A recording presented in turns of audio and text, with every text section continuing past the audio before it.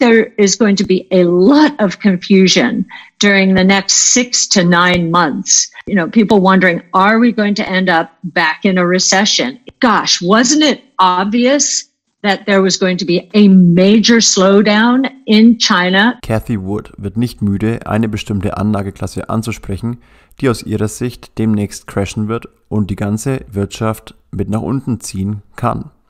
Diese Anlageklasse steht in einem großen Zusammenhang mit China. Eines vorab, es ist nicht der Immobilienbereich, der zwar der Auslöser sein kann für das, was aus ihrer Sicht kommt. Es ist eine andere, boomende Anlageklasse, über die ich heute mit euch sprechen möchte und euch die Meinung von Cathie Wood zeigen will. Natürlich freut es mich, wenn du einen Daumen nach oben da lässt, sollte dir dieses Video gefallen. Sollte dir unser Kanal gefallen, dann freuen wir uns natürlich, wenn du uns abonnierst und die Glocke aktivierst. Aber lasst uns nun zum Thema kommen und besprechen, was Cathie Wood genau meint. China ist immer noch die Werkbank der Welt. Das bedeutet, dass ohne China in der Welt ein immenses Wirtschaftsloch entstehen würde bzw. wird. Aus China wird eben sehr viel im und exportiert. Das ist grundsätzlich mal nichts Neues. Was aber vor allem nach China auch importiert wird, sind Rohstoffe. Zudem hat jeder mitbekommen, dass die Regierung in China in viele Wirtschaftszweige eingegriffen hat und diese Bereiche unter eine starke staatliche Kontrolle gestellt hat. Berühmte Beispiele dafür sind die Gaming-Branchen und die Online-Lernportale. Diese sind nach den Verboten bzw. Kontrollen in sich zusammengebrochen. Aber lasst uns nochmal bei einem wichtigen Teilbereich der Rohstoffe bleiben, da dieser das wichtigste Puzzleteil laut Cathie Wood sein kann. China importiert massiv viele Rohstoffe wie zum Beispiel Kupfer, Eisen, Nickel und viele mehr. Nun sehen wir, dass die Preise für Rohstoffe in den letzten Monaten massiv gestiegen sind.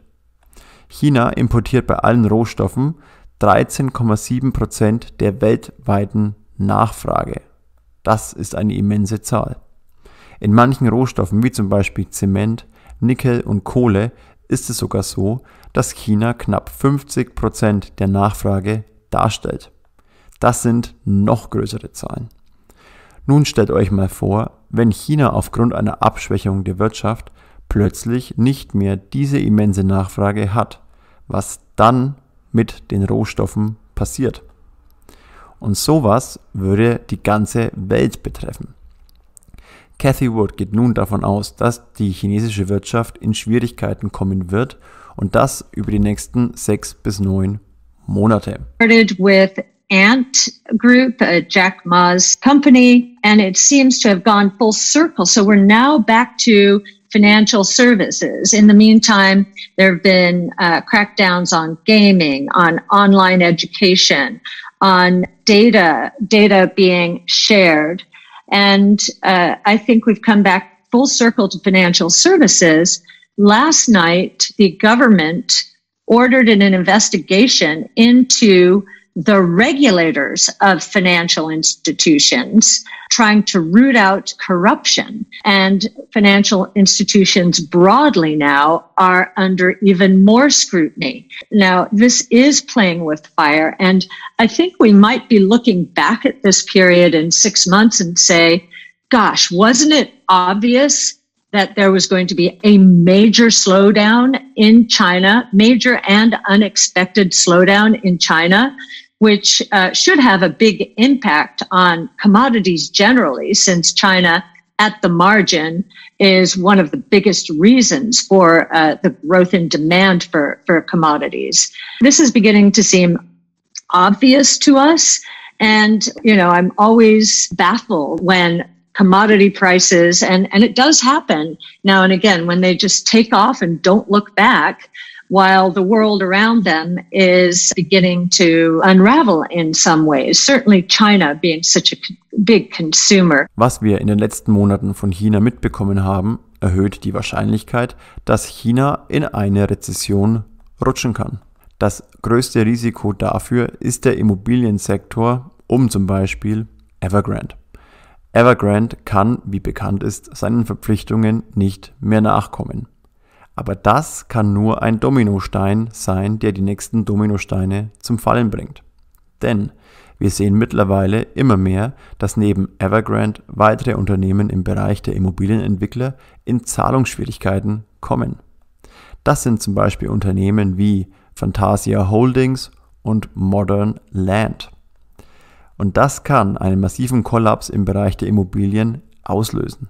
Das würde dann laut der Meinung von Cathie Wood nicht nur China betreffen, sondern die ganze Welt. Well, here is where there is significant risk. Now, they have been managing, they have had a few liquidations before Evergrande, so they're getting the hang of it. And maybe they've been emboldened because nothing really bad seems to have happened. But real estate accounts for at least 75% of consumer savings in China.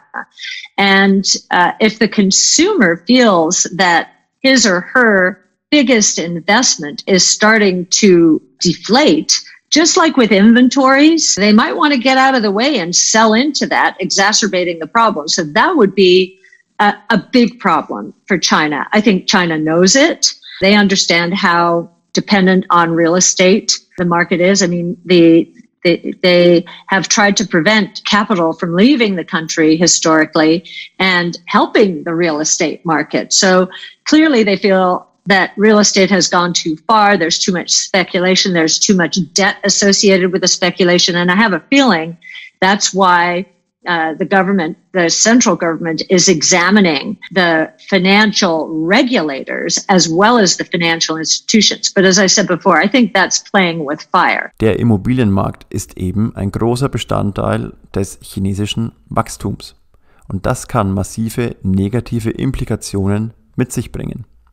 Ist das vielleicht auch ein Grund, warum die chinesische Regierung immer mehr und mehr die Kontrolle übernehmen will, um solche weiteren Fälle zu vermeiden und die Sache vermeintlich kontrollierter ablaufen lassen möchte?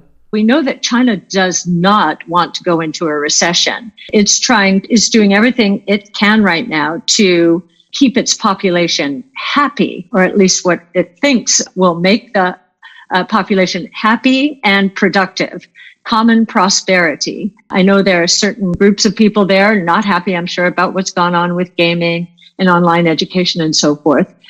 But they are walking a tight rope. And we've seen some of the biggest mistakes in terms of policymaking really focused around the financial services sector and not understanding how regulation can cause a cascading effect. So, watch out for that. And if commodity prices do come unglued, I think it would be for that reason. Was zudem interessant sein kann, ist, dass es vielleicht schon einige Indikatoren in dem Bereich der Rohstoffen gibt, die bereits einen Crash, der aus China kommt, andeuten könnte. Already commodity prices, and I know I'm jumping a bit here, already commodity prices, many are correcting. We've gone through this before. Lumber's down more than 50%, as is iron ore. DRAM prices roughly 20%, copper 15% or so. Somit kann China ein Auslöser sein, um eine weitere Rezession einzuleiten. Ein weiterer Faktor kann für eine Rezession sprechen und das sind die steigenden Ölpreise. Natürlich wird der Rohstoff Öl nachgefragt. Aber ist es lediglich die hohe Nachfrage, die diesen Preisanstieg im Öl rechtfertigt, oder liegt es eher am verknappten Angebot? Aufgrund des Wunsches der nachhaltigen Energiegewinnung von Regierungen weltweit haben viele Unternehmen der Ölbranche das Angebot verknappt, da es nicht mehr so gewollt und gefördert wird. Zudem kommen nun noch die Schwierigkeiten im Bereich der Lieferketten hinzu, die den Preis weiter steigen lassen. Aufgrund des Versuchs der nachhaltigen Energiegewinnung kann man also festhalten, dass zwar Öl immer noch gebraucht wird, aber das Angebot knapper werden kann, da es für Ölunternehmen immer unattraktiver wird, mehr zu fördern. Das ist aus meiner Sicht auch ein Grund für steigende Ölpreise. Wenn diese nun auch noch weiter steigen in einer sich verlangsamenden Wirtschaft, dann haben wir ein doppeltes Problem. I think there is going to be a lot of confusion during the next 6 to 9 months. People wondering, are we going to end up back in a recession? Is the oil price increase a serious tax on the global economy? Is China going to come and surprise us with extreme weakness, which would hurt Europe more than it would hurt the United States? Europe is a larger trading partner with China, but it would hurt the United States as well. Wie du also siehst, sieht Cathie Wood das größte Risiko im Bereich der Rohstoffe. Das kommt zustande aufgrund der Schwäche, die von China aus kommen kann. Das wiederum kann ungemütlich für die Wirtschaft und eben auch für den Aktienmarkt werden. Nun würde mich natürlich interessieren, wie du die Meinung von Cathie Wood siehst. Stimmst du ihr zu oder bist du ganz anderer Meinung? Und falls ja, welcher? Lass es mich wissen und schreibe deine Meinung in die Kommentare.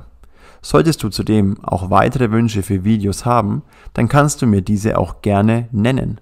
Ich werde mir gerne eure Wünsche als weitere Videos vornehmen. Also, lasst mir gerne eure Themen da. Und bis dahin kann ich nur noch sagen, bis bald.